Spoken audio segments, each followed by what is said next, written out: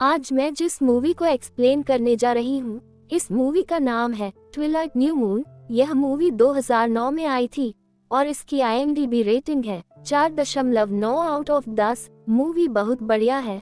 अगर आपको वैम्पायर पसंद है तो यह मूवी आपको बहुत पसंद आने वाली है। तो फिर चलते हैं अपनी मूवी की तरफ। मूवी की शुरुआत होती है और बेला को इटली शहर में भागते हुए दिखाते हैं। वह भागते हुए एक टावर के नीचे पहुंचती है, लेकिन उसे वहां एडवर्ड नहीं मिलता। थोड़ी दूरी पर उसे सामने से एक बूढ़ी औरत आती नजर आती है। बेला उस बूढ़ी औरत के पास जाकर उससे पूछती है कि दादी आप कौन हैं। तब बेला को ये पता चलता है कि वो बूढ़ी औरत खुद बेला है। हमें ये पता चलता है कि बेला की उम्र बढ़ रही है और एडवर्ड हमेशा जवान रहेगा क्योंकि वह एक वैम्पायर है और वैम्पायर की उम्र जल्दी नहीं बढ़ती। तभी बेला की आंख खुल जाती है। तब बेला को पता चलता है कि यह तो उसका एक सपना था। जब उसकी नींद खुलती है तो उसके पिता चार्ली बेला को बर्थडे विश करते हैं और उसे एक कैमरा गिफ्ट करते हैं। इसके बाद बेला स्कूल जाती है। जब एडवर्ड आता है तो वह भी बेला को बर्थडे विश करता है। इस पर बेला कहती है कि तुम तो कभी बूढ़े नहीं होंगे, पर मेरी उम्र बढ़ रही है। थोड़ी देर के बाद बेला और एडवर्ड क्लास में चले जाते हैं। वहाँ पर एलिस आ जाती है और वह बेला से कहती है कि हमने तुम्हारे लिए एक बर्थडे पार्टी अरेंज की है, और वह बेला को अपने साथ ले जाती है। शाम में तैयार होकर बेला एडवर्ड के घर पहुँचती है। सभी लोग बेला को गिफ्ट देते हैं। तभी एलिस बेला को एक रिंग गिफ्ट करती है। बेला जब वह गिफ्ट खोलती है तो उसके हाथ में कट लग जाता है। कट लगने से बेला के हाथ से खून निकलने लगता है।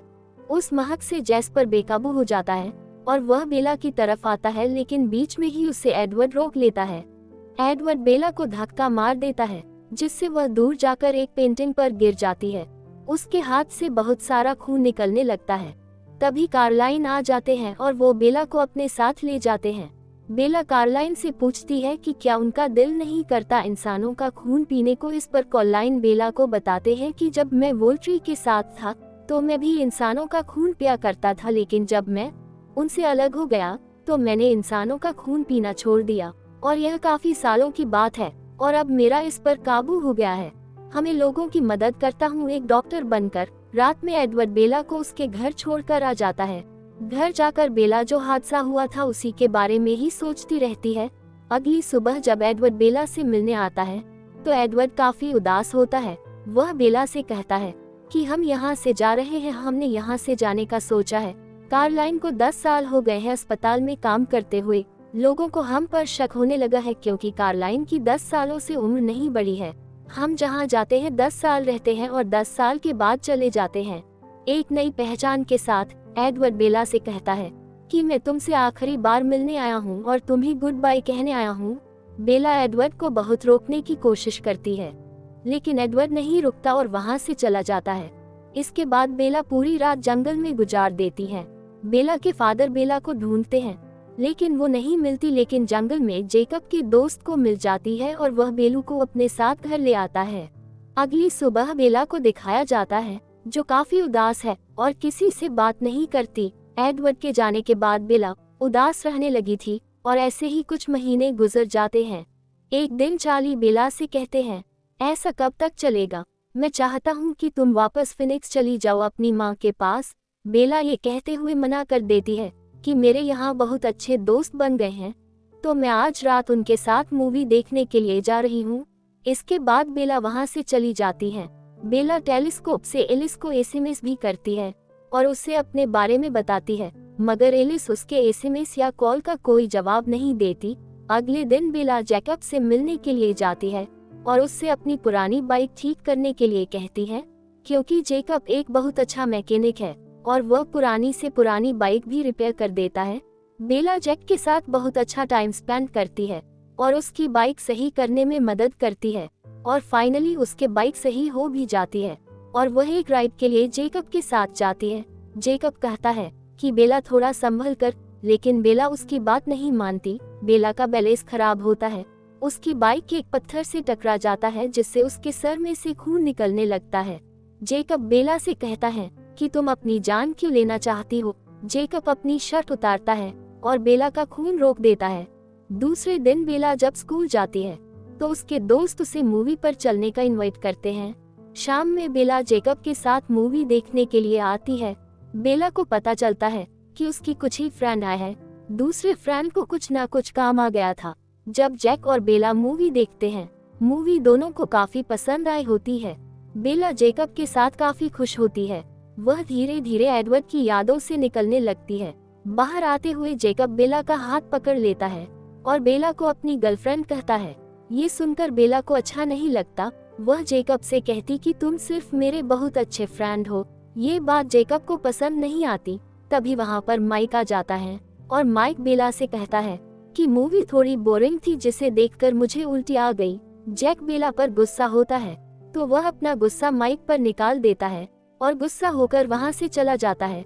घर पहुंचकर बेला जैक को फोन करती है, लेकिन वह उसका जवाब नहीं देता। काफी दिन हो जाते हैं। बेला मैसेज भी करती है, कॉल भी करती है, लेकिन जेकब किसी भी चीज का रिस्पांस नहीं देता। एक दिन बेला जैक से मिलने के लिए उसके घर जाती है। बेला जेकब के पास जाती है। उसे देखकर जेकब पूछता है कि तुम यहाँ क्यों आए हो, और बेला उसे देखकर हैरान हो जाती है क्योंकि जैक ने अपने बाल कटवा दिए थे और उसकी बॉडी भी काफी चेंज हो गई थी। उसके हाथ पर एक टैटू था। बेला जेकब से कहती है, तुम मेरे साथ ऐसा क्यों कर रहे हो, मुझे तुम्हारी जरूरत है। इस पर जेकब कहता है कि मुझे तुम्हारी कोई जरूरत नहीं है और अब मुझसे मिलने की भी तुम्हें कोई जरूरत नहीं है। तुम यहाँ से चली जाओ। और बेला वहाँ से जंगल की ओर चली जाती है। जंगल में उसे लॉरेंट मिलता है। वह बेला से पूछता है कि क्या एडवर्ड की फैमिली अभी तुम्हें प्रोटेस्ट करती है।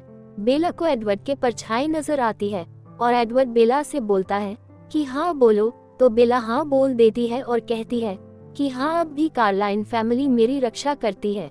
लेकिन लॉरेंट समझ जाता है कि बेला उससे झूठ बोल रही है। लॉरेंट उसके पास आता है और बेला से कहता है कि जिस तरह से एडवर्ड और उसकी फैमिली ने विक्टोरिया के प्रेमी को मारा था, इस तरह से मैं तुम्हें मारूंगा। जैसे ही वह बेला पर हमला करने वाला होता है, तभी वहाँ पर बहुत सारे भेड़िए आ जाते हैं और उन्हें देखकर लॉरेंट भाग जाता है।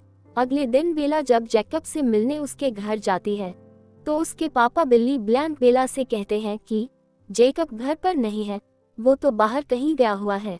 बेला जबरदस्ती अंदर जाती है तो उसे जैकब सोता हुआ मिलता है। घर से बाहर आने पर बेला को सेम और उसके दोस्त नजर आते हैं। गुस्से में बेला उन लोगों को बुरा भला कहती है और पैल के एक चांटा मार देती है, जिससे वह गुस्से में आ जाता है और भेड़िया बन जाता है। बेला ये देखकर भागने लगती है। तभी हम देखते हैं कि जैकब खिड़की में से कूदकर बेला की तरफ आ रहा होता है। बेला जैकब से बोलती है कि जैकब भागो, मेरे पीछे एक भेड़िया है। तभी जैक भेड़िए में बदल जाता है और बेला ये देखकर हैरान हो जाती है। जैकब और पॉल भेड़िए में ट्रांसफॉर्म हो जाते हैं और एक दूसरे से लड़ने लगते हैं। थोड़ी देर के बाद बेला और जैकब को दिखाया जाता है। जैकब से बेला पूछती है कि तुम भेड़िए में कैसे बदल गए और तुम में ये सब पावर कहाँ से आई। जैक बताता है कि तुम्हें याद है बेला, हम एक बार लापुश बीच पर गए थे, वहाँ मैंने तुम्हें कहानी सुनाई थी। ये कहानी उसी से रिलेटेड है। अगर तुम समझोगी तो तुम्हें सब समझ में आ जाएगा। दूसरी तरफ जंगल में विक्टोरिया को दिखाया जाता है, जो हैरी पर हमला कर देती है, लेकिन वहाँ जैक और उसके दोस्त आ जाते हैं, जिन्हें देखकर विक्टोरिया वहाँ से भाग जाती है।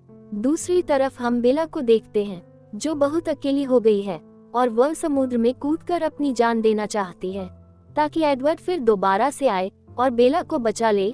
बेला पहाड़ी से नीचे कूद जाती है, जिससे वह डूबने लगती है। तभी वहाँ जैकब आता है और बेला को वहाँ से बचाकर निकल लेता है। जब जैकब बेला को घर छोड़ने के लिए जाता है, तभी उसे वैम्पायर की महक आती है और वह बेला को बताता है कि तुम्हारे घर पर कोई वैम्पायर है, तुम्हें अंदर घर में नहीं जाना चाहिए, क्योंकि वैम्पायर और भेड़ियों में एक समझौता हुआ था, ना तो वह हमारे इलाके में आएंगे न ही हम उनके इलाके में जाएंगे। लेकिन जब बेला एडवर्ड की गाड़ी देखती है और जब बेला ऊपर जाती है तो ऊपर एलिस आई होती है। एलिस को देखकर बेला को गले से लग जाती है। एलिस बेला से पूछती है कि तुम जिंदा कैसे हो, मैंने तुम्हारा फ्यूचर देखा था, मैंने देखा था कि तुम पहाड़ी से कूद गई हो, वहाँ से कूदने पर तुम्हारी मौत हो गई है, और अगर तुम जिंदा हो तो अब एडवर्ड जिंदा नहीं रह पाएगा, क्योंकि मैंने यह बात एडवर्ड से कही थी कि तुम पहाड़ी से कूदकर मर जाओगी, और इस वजह से एडवर्ड टूट गया था और वो वोल्ट्री के पास अपने आप को जान से मरवाने के लिए गया था। लेकिन वोल्ट्री यह कहते हैं कि तुम काफी होनहार हो और हम तुम्हें ऐसे नहीं मार सकते। एलिस की यह बात सुनकर बेला परेशान हो जाती है और एलिस को अपने साथ लेकर स्पेन के लिए दोनों निकल जाती हैं।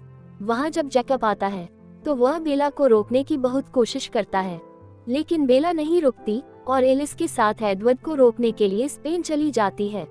एलिस बेला को बताती है कि जब धूप सर पर होगी और दिन के 12 बजे बजेंगे तब एडवर्ड टावर के बाहर आएगा और अपना राज उजागर कर देगा कि वह एक वैम्पायर है, जिससे वोल्ट्री उसे जान से मार दे। बेला एलिस को ये यकीन दिलाती है वह एडवर्ड को कुछ नहीं होने देगी। वो 12 बजे बजने से पहले एडवर्ड को रोक लेगी। बेला देखती है कि सब लोगों ने लाल कपड़े पहने हुए हैं। बेला एलिस से पूछती है कि सब लोगों ने लाल कपड़े क्यों पहने हुए हैं। एलिस बेला को बताती है कि आज यहाँ एक त्योहार मनाया जा रहा है। वैम्पायर को भगाने की खुशी में ये सब लोग लाल रंग पहनते हैं। बेला अली से पूछती है एडवर्ड कहाँ मिलेगा। एलिस उसे बताती है कि एडवर्ड क्लॉक टावर के सबसे ऊपरी मंजिल पर होगा और अब सिर्फ 5 मिनट बचे हैं 12 बजे बजने में। 12 बजे से पहले तुम्हें एडवर्ड को बचाना होगा। बेला एडवर्ड को ढूंढने लगती है। बेला लोगों को हटाकर क्लॉक टावर के पास पहुंचती है और जैसे ही एडवर्ड लोगों के सामने आने वाला होता है और अपने कपड़े उतारने वाला होता है, इससे पहले बेला एडवर्ड के पास पहुंच जाती है। बेला एडवर्ड के गले लग जाती है। तभी वहां पर वोल्ट्री के लोग आते हैं और वह बेला और एडवर्ड को अपने साथ ले जाते हैं। वोल्ट्री जब बेला को देखता है तो काफी खुश होता है। वह बेला से कहता है तुम एक इंसान हो और एक वैम्पायर को तुमसे मोहब्बत हो गई, तुम में कुछ तो खास बात होगी। वोल्ट्री जैन से कहता है कि इस पर अपनी जादुई शक्तियों का उपयोग करो। जब जैन अपनी जादुई शक्तियों का इस्तेमाल एडवर्ड पर करती है तो उसे बहुत दर्द होता है और वह नीचे गिर जाता है, लेकिन जैन जब अपनी शक्तियों का इस्तेमाल बेला पर करती है तो बेला पर उसका कुछ भी असर नहीं होता। ये देखकर वोल्ट्री शॉक्ड हो जाता है और कहता है कि बेला में कुछ तो इंटरनल शक्तियां हैं। जब यह वैम्पायर बनेगी तो बहुत ही खतरनाक वैम्पायर बनेगी। लेकिन वोल्ट्री कहता है कि हम चाहते हैं कि यह किस्सा यही खत्म हो जाए। तभी वह बेला को मारने के लिए आगे बढ़ते हैं, मगर एडवर्ड बीच में आ जाता है। तभी वहाँ एलिस आ जाती है और वह वोल्ट्री को बताती है कि मैंने फ्यूचर देखा है कि बेला भविष्य में वैम्पायर बन चुकी है। बेला खुद से वैम्पायर बनना चाहती है तो अब उसे मारना सही नहीं होगा। वोल्ट्री कहते हैं तुम लोग यहाँ से चले जाओ और जितना जल्दी हो सके बेला को एक वैम्पायर बना दो। रास्ते में जब बेला और एडवर्ड जा रहे होते हैं, जेकब रास्ते में आ जाता है। एडवर्ड गाड़ी से उतरकर जेकब से बात करने के लिए जाता है।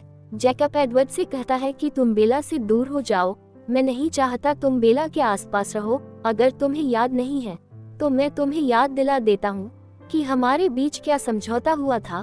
बेला एडवर्ड से पूछती है कि जेकब किस समझौते की बात कर रहा है और एडवर्ड बताता है कि भेड़ियों और वैम्पायर के बीच एक समझौता हुआ था कि हम किसी भी इंसान का खून नहीं पिएंगे और तुम्हें वैम्पायर बनाने के लिए मुझे तुम्हारा खून पीना ही पड़ेगा। इसीलिए जेकब मुझे बार बार समझौते को याद दिला रहा है।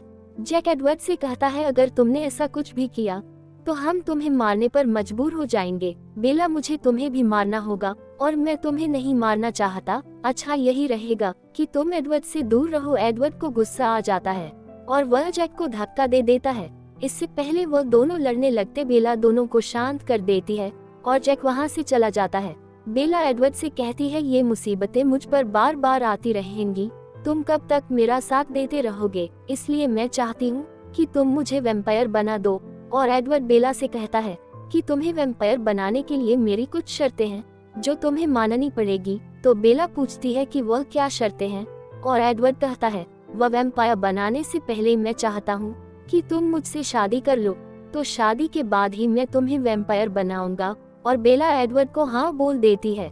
इसी के साथ ही फिल्म यही खत्म हो जाती है। अगर आपको वीडियो पसंद आए हो तो इसे लाइक करें और चैनल को सब्सक्राइब करें। मिलते हैं अगली वीडियो में।